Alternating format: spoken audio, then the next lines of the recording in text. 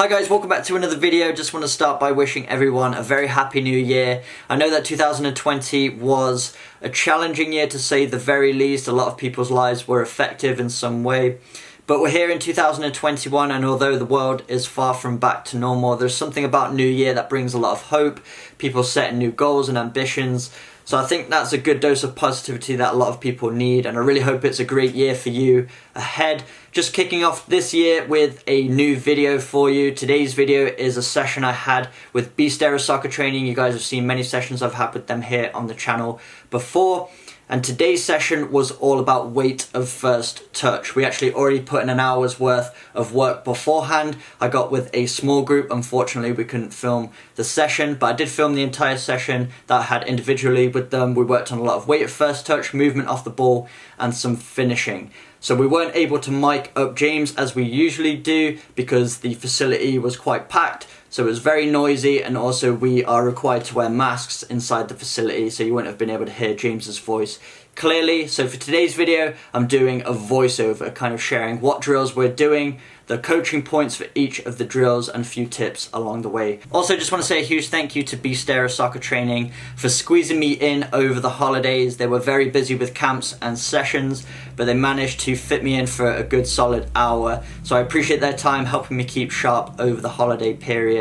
And as always, make sure you check out their website, their Instagram, and their YouTube channel. They post so much valuable content for footballers out there trying to take their game to the next level. That's all going to be in the description box below. Without further ado, let's get right into the session. So we jumped right into the first drill since my body was already warmed up from that previous hour of training. So this is what the first drill looks like. Checking off the pole to create space to receive the ball. Then I take my first touch between the poles, play a reverse pass. It's an off the ball movement back into the middle for a first time shot. Then I check back up to the pole to receive another ball. Then I'm spinning that defender, then with my next touch firing the ball in the back of the net. So this is the touch we're working on, taking it with the outside of the foot, using the momentum of the ball to spin it past. Then it's an acceleration so I can shoot with my next touch. So we're working on a few things in this first drill, a lot of efficiency of movement and efficiency of touches, and as you can see, we're working on timing here as well. Look at this adjustment of the feet so that I can get the ball in my stride and strike it first time. And I'm also making that little acceleration up to the pole, getting just in front of the defender, then using the momentum of the ball to spin the ball with the outside of my foot so I can strike it with my next touch. So we went through this drill a few times unopposed, and then we actually added in a little bit of a mental stimulus. So you can see off camera, you'll see it in a second, that James, the other coach, is checking into the space to force me to make a decision. So if it checks to my right shoulder, that's putting pressure on me, so I've got to take the touch between the poles.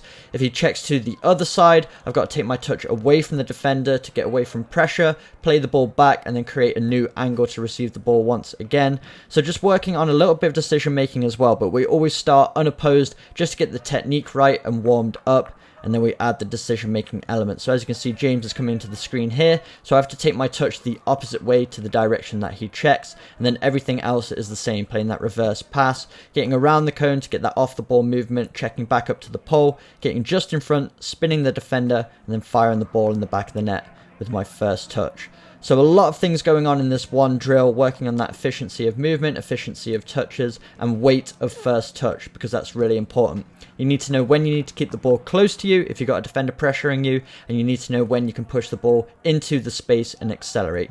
And then we did the same thing from the opposite side. So we're playing the reverse pass with the right foot this time, and then it's a left foot finish into the goal. So I'll leave the rest of this set uncut so you can see the recovery period I'm taking in between each repetition.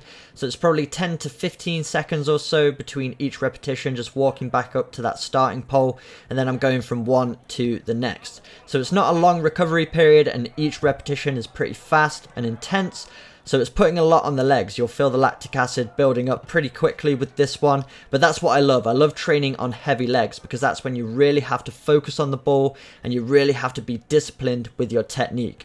When your legs are tired, your brain wants to switch off, so it's easy to be a little bit undisciplined with your technique, and that's when you start lifting the ball over the bar or taking really heavy first touches. So I love training on heavy legs because it really replicates the end of the game, or those moments in a match when you receive the ball after a really intense period, your legs are really heavy, but you still need to produce. So I would recommend that if you're doing technical work that has some sort of physical element to it, try and minimize the time between each of the repetitions. When you're doing 100% sprints, you want maximal recovery because that's how you're going to get the most benefits. But when you're working on your technique, try and put the burn on the legs, and that's going to help you in a match when you're feeling tired and you still need to have technical excellence. And then we worked on the same one as we worked on previously when we added the stimulus in. So once I get back to the beginning, then James checks either to my right shoulder or my left, and then I've got to make a decision based on his movement. So as you can see, he's checking to my left shoulder, so I'm taking that touch out of my feet to my right.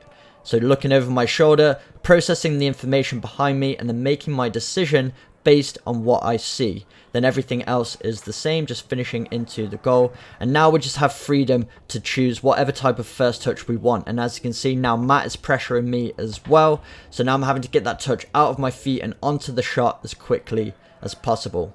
And then we went into another activity, so we're getting that first touch out of our feet, really pushing it in between the gate there, and then we're just working on that quality of end product, so just pushing the ball into the net with a simple side foot pass. And then I'm turning, receiving the ball once again, another touch out of my feet beyond the pole, and then it's a finish with my left foot. And then we evolved the drill slightly so that if I miss the target with that first pass, James gets to roll a ball towards the empty net, and I've got to get around the pole, make a recovery run, and try and intercept the ball before it gets there. So it's a little bit of punishment if I'm not being disciplined with my technique and missing the target. He then gets to exploit that. So obviously it's going to make me focus a little bit more with my end product. So getting that first touch clean at a good angle, so that's going towards the target. And we went through this repetitively, so a small recovery once again, 10 seconds or so. And as you can see, James is varying the type of ball he's playing in, so sometimes he bounces it, sometimes he plays it on the ground. So I've got to react and take my first touch accordingly, which is going to be a lot more match specific because the ball isn't always going to be perfectly rolled along the ground. It's going to be bouncing sometimes, so you need to be able to adapt to whatever ball comes your way. So it's really good to work on taking the ball with all the different surface areas of the feet, the inside, the outside, and the laces, depending on how it's coming towards you. So this is really good to replicate in your training sessions as well.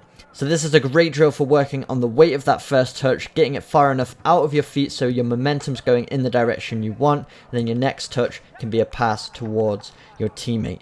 And then we went into a final progression of this drill. This time, if I miss the target on that first pass, James gets to dribble towards that goal. So I've got to make a recovery run, trying to intercept either him or get towards the goal to provide a block. And if I make the pass, then I receive another one, and I'm going at James towards the opposite side. And I've got to get the ball in the net on that side. So it's a little bit of a competition, which always brings up the intensity of the training session, because usually athletes are very competitive, so you're going to try a little bit harder when you have an opponent to go up against. And as you'll see with a lot of my training sessions with my teammates, I'm always trying to play games of some sort where you keep score, which just make you work a little bit harder so you get even more out of the training session. But that concluded the session with Beestera. So just 2 drill setups there, but we went through each one multiple times and also added a few varieties in, which ended up being almost an hour training session in total.